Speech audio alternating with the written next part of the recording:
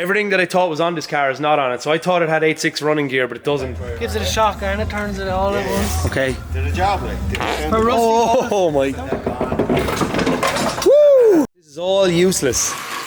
It's not as bad as my 8.6 was. This is kind of missing here. So my plan is to put that right there. It's my first time ever doing a welding repair on a car, so it's probably going to be terrible.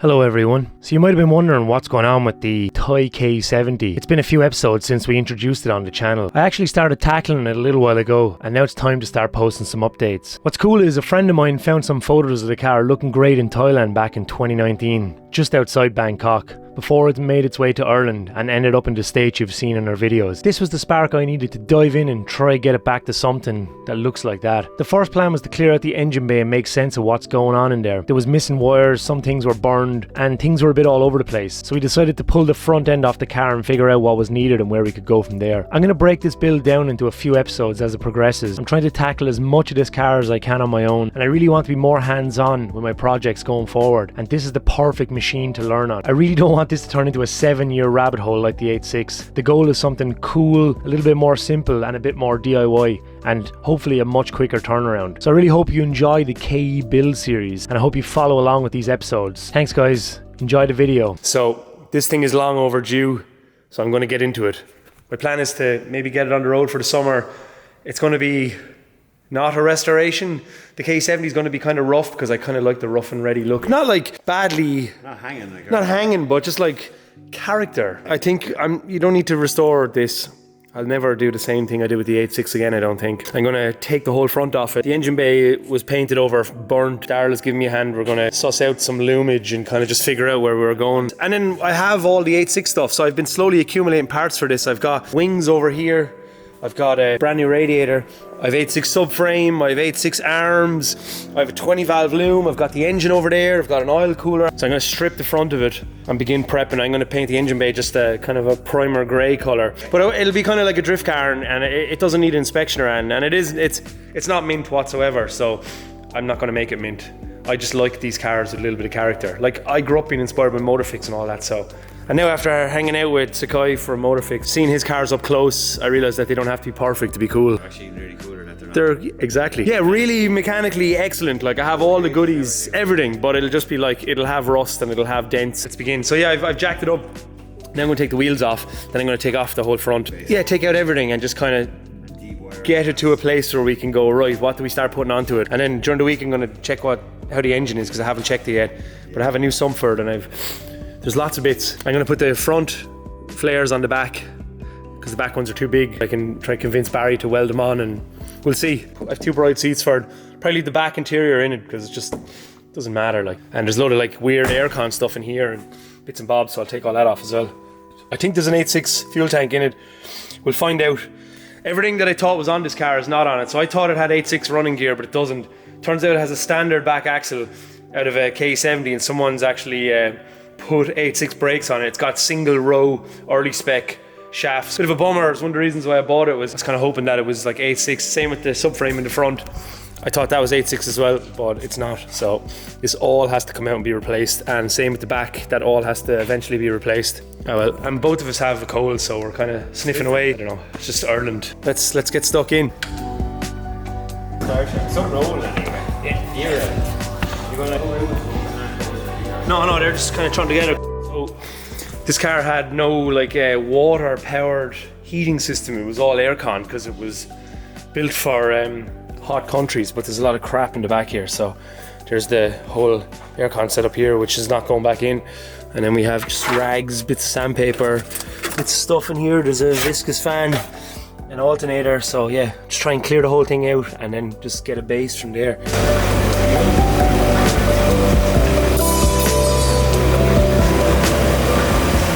Front panel is off. Now the wings are coming off. Brian has appeared for an hour. Came back from childbirth. Just came back from childbirth. He actually gave birth to a child. Yeah. It was messy in those fallopian tubes. Yeah. He could I had a good meal after. he could smell Corolla. Ugh. What's it? Placenta. Protein shake. Makes a good shake, alright. I've seen a friend of mine making placenta pancakes. Yeah. In Sligo. Are you serious? People do that. Hey, Oh, does that turn it when you tap it? Is that Gives it a shock and it turns it all at once. okay? did a job like. For rusty Oh my! don't even go near a rusty bolt unless you have one. Right. Because the first time you touch it with a normal screwdriver, It'll it's just when it's gonna snap. pound. Yeah. Whoa! Woo! She's held on by the brakes. The happy Japanese music in the background. Ruin the climax. This is all useless. You ready? Wow! Look at that. Can I fly now? Yeah, you can just fly with this single wing. It's gotten a bit out of hand. I've taken out all the subframe and all that stuff, and I gave it to Dougie over there because it's not 8.6.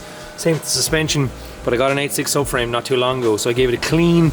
But yeah, I'm gonna try and sand as much of this as possible. Got some kind of shitty Rust-Oleum grey, which I'm gonna use over the blue. But I'm gonna try and address all of this stuff first. I have a lot of new to me parts. So stuff I didn't use on the 8.6, new arms from Flows, all my brakes and bits of suspension and stuff that I had from the 8.6, which I didn't think were good enough. So I'll throw them on this. It's kind of going to be a parts bin special. Keep the rack, put it on this subframe. But over the next 2 weeks, I want to prep the bay, paint it, and then bolt back on the front end, try and get it rolling again. So yeah, let's see how that goes.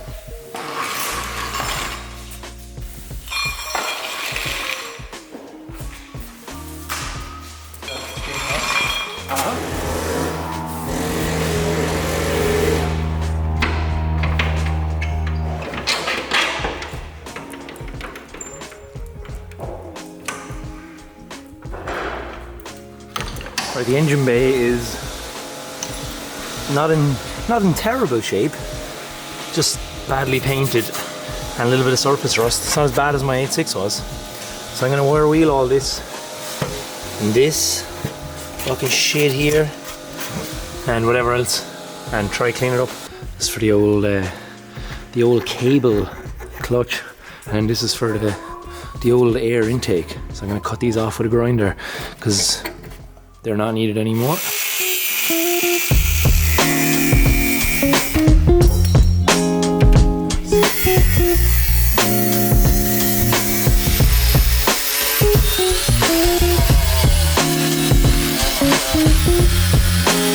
This thing got a really kind of shitty chassis leg job done in Thailand. This actually isn't too bad. It's mad having a car from a country that isn't a slave to crust. Like, this car is over 40 years old and it's not bad at all. I'm gonna weld up, just give that another little jizz of weld, whatever that means.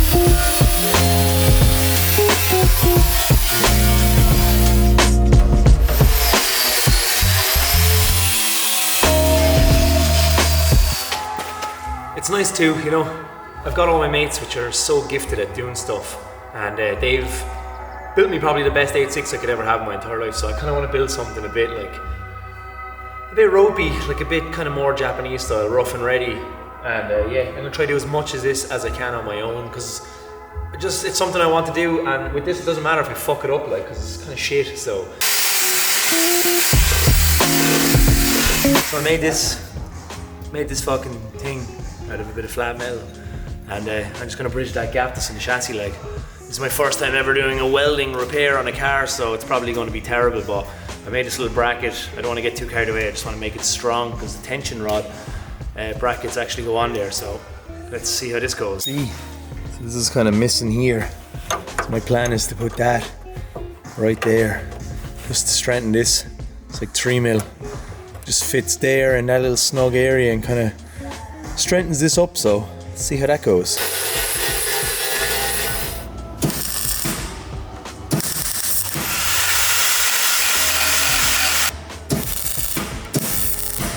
First ever repair on a car. First time ever welding anything. I've been out here on my own practicing for a while. I've been trying to cut holes in panels and then re-weld them back on. But yeah, I decided to just take a leap and jump in here and weld up this. It's not pretty, it's not perfect, but I'm happy. It's no Barry, but I just really want to try and learn as much of this as I can on my own, so I'm happy enough with that. Terrible. Such an awkward place as well. It's not perfect, it's not going to win any awards, but I'll try clean it up a little bit. It's just really awkward lying on the ground trying to do this. And then just trying to change the speeds and the penetration strength of the welder, so I'm just trying to learn. Yeah, I don't know, this is fun, like. It's weird, like, I know nobody's around. The lads were kind of hovering around earlier, but I kind of want to try and tackle as much of this as I can on my own, so I don't know. I haven't got a chance to do that with a car yet. So just throwing myself into this KE and just seeing what happens is kind of exciting. You know, all the Irish ones would rust in the worst places ever, but like all the usual spots where these rust here are just, it's perfect. Just a little bit of crap here, but not much. Like I said, this doesn't have to pass inspection or anything, so I can kind of do whatever I want with it. But I just want to try and make it as nice as possible, so I'm going to come out here as much as I can over the next few weeks and really try and get a move on with this, because it'd just be cool.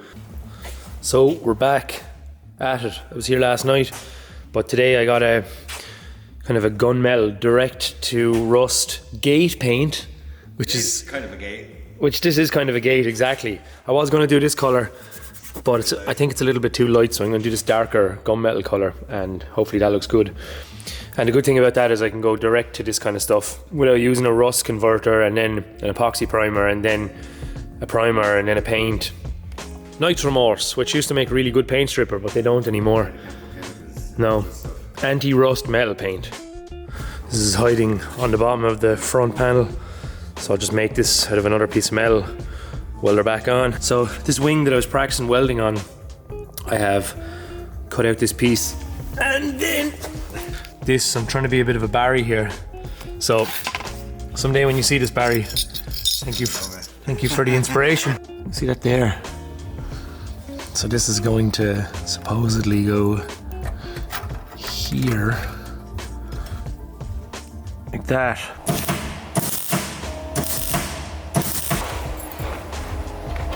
Welding is fun. A lot of respect for Barry and all the kind of misery angles that he had to get in at it on my cat. Thank you, Barry. I have the respect for you.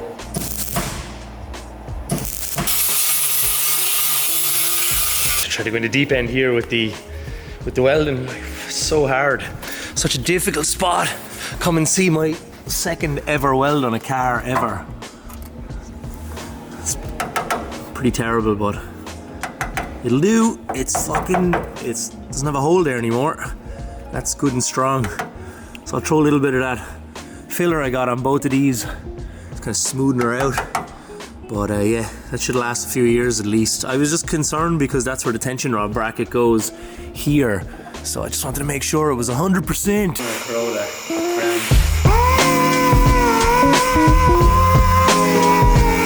I've sanded as much of this kind of brushed misery off as I can, but I mean, the only real way you could go down the rabbit hole here would be to paint strip the whole engine bay and do it properly, but this is not that machine, so yeah, this will be grand. I'm going to scotch the rest of it now, then mask the car up, mask up all the wheels. There's a bit of filler here, which is lovely. There's probably a lot of hidden magic on this car, but I'm not going to go look. I'm nearly done doing a bit of sanding. Put a little bit of filler on the chassis leg and I put a little bit underneath, so let's do a little bit more. The dogs are happy. Sand it down with this thing? Sand it down with this dog. Sandy, yeah. Sand it down with Sandy. I'm gonna pick you up, come on. Melt. Pick you up. Shut up. Pick her up.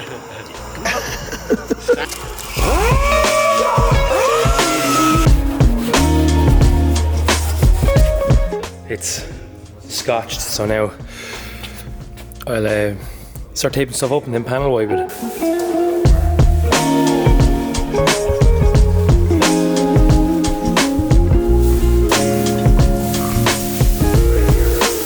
I have the bay sanded, everything's masked off, and yeah, just panel wiped it, so I'm going to tape these up and then just fucking go for it, just paint the shit out of everything.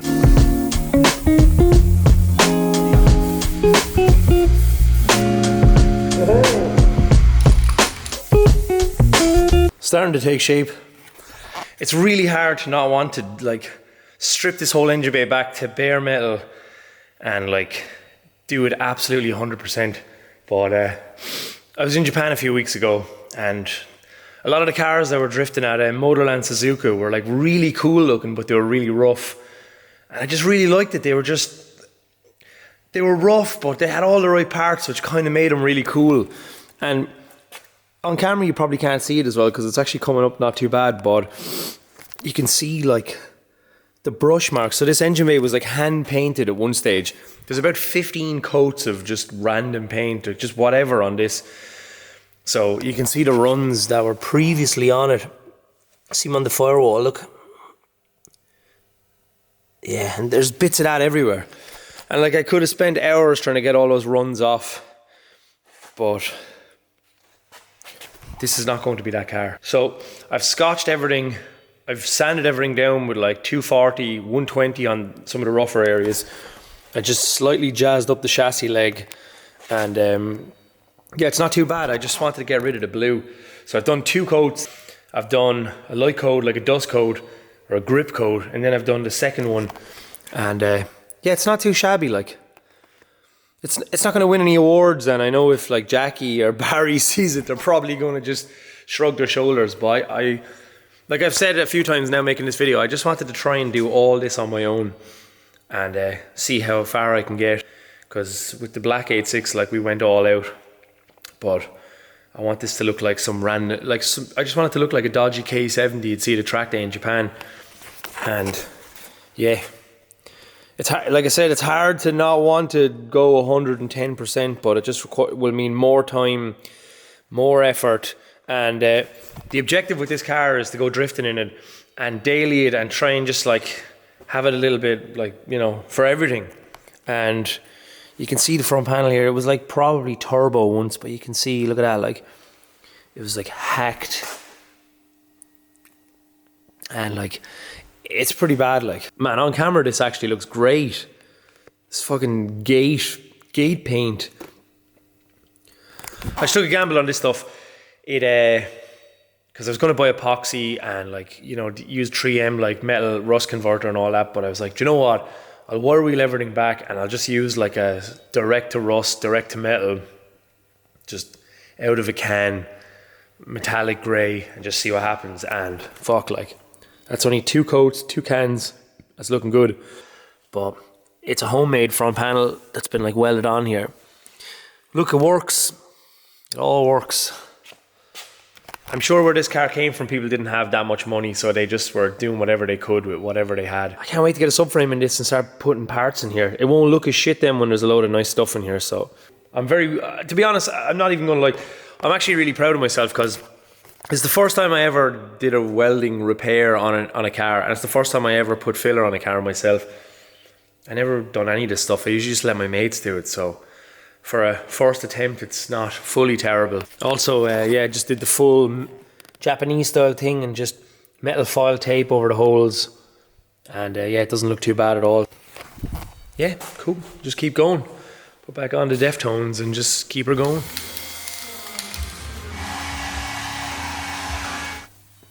This looks so much better on camera than it does in real life, but I'm very happy with it. So yeah, I got here at 7 o'clock this morning. I was here all day yesterday as well. I just promised myself that this weekend I would just get this done. This car's been sitting around for about 8 months now, and I'm actually nearly hoarse from all the grinding and all the chemicals and shit, but I promised myself I would get moving on this so I can enjoy it. I have a bit of a phobia of cars being on axle stands because of how long the 86 are here on axle stands. Hopefully it looks good tomorrow when I come out. It looks pretty cool from here. It really does. Just did not like that blue, so happy to see it go. So yeah, progress is excellent. It's late, yeah, mission accomplished. And yeah, I'm really excited to get the rest of this done, so stay tuned.